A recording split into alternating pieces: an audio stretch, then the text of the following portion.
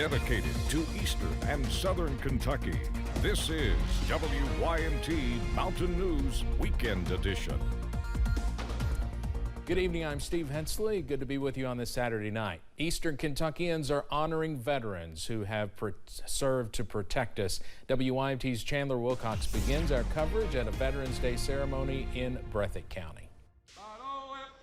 In Breathitt County, November 11th started with a march through downtown Jackson.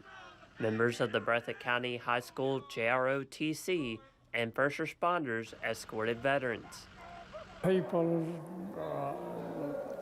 being in the community, people has always been very nice and very reverent and treated me very nice. Once the march completed, veterans and community members gathered for a ceremony. With each speaker, more tears rolled down the cheeks of people in the audience. We owe our very existence to our veterans, and that cannot be emphasized enough the way I look at it.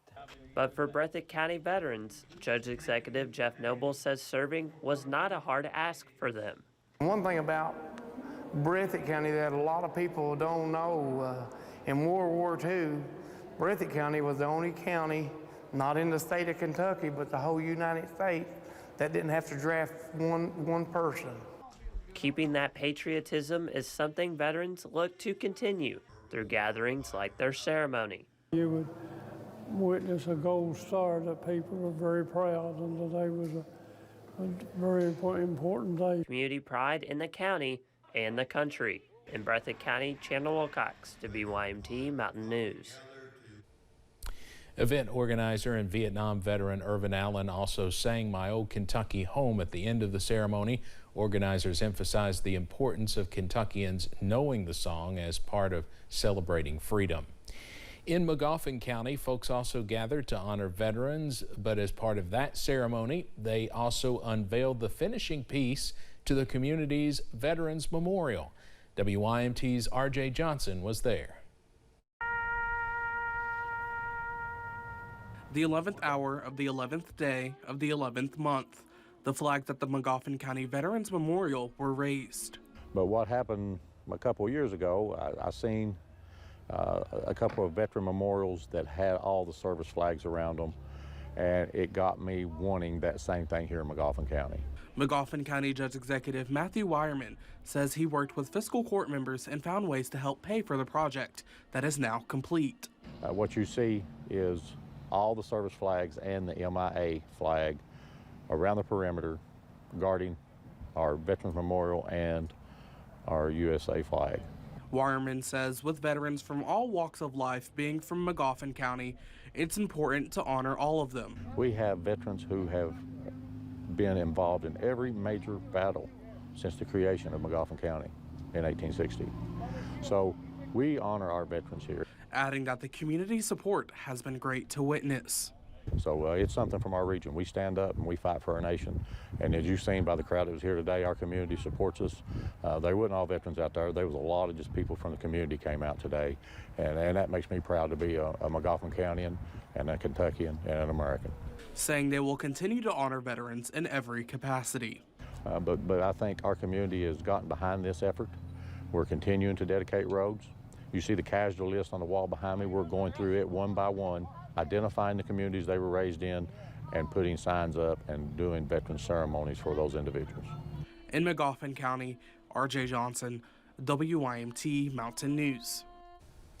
Magoffin County Judge Executive Matthew Wyerman says they also named the bridge on Main Street in Salyersville right by the memorial the Veterans Memorial Bridge. There were several other Veterans Day ceremonies both today and earlier this week in schools and communities throughout the region. Unfortunately, we couldn't get to them all. But to give you a frame of reference for the number of veterans in Kentucky, according to the United States Census Bureau, between 2017 and 2021, there were approximately 250,427 veterans living in Kentucky. That roughly equates to 1 out of every 18 people in the Commonwealth. Today, multiple ceremonies honored veterans in Washington, D.C. One ceremony was hosted at the Vietnam Memorial, honoring Veterans Day and the 30th anniversary of the dedication of the Vietnam Women's Memorial. Diane Carlson Evans, former captain in the Army Nurse Corps and founder of the Vietnam Women's Memorial, was the keynote speaker. At another ceremony, President Biden spoke after laying a wreath at the tomb of the unknown soldier. Folks, as a nation, we owe them. We owe you, not just for keeping the flame of freedom burning during the darkest of moments, but for serving our communities when our troops continue to stand with our allies against the forces of tyranny and terrorism.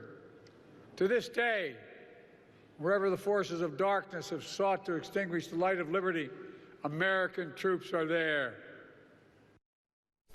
The president called the U.S. military the, quote, greatest fighting force in the history of the world, and said that Veterans Day was, quote, personal to Jill and me.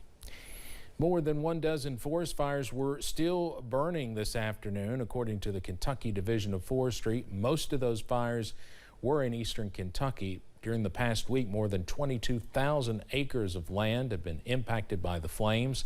Out-of-state crews were brought in to help contain some of the fires. More than 12 counties in eastern Kentucky have issued local burn bans. Governor Andy Beshear declared a state of emergency due to the fires on Thursday. For more on the fires, you can go to our website at WYMT.com. Monday kicks off the 36th annual Big Blue Crush Blood Drive in Kentucky. The annual competition pits Kentucky against Tennessee to see which state can donate the most blood.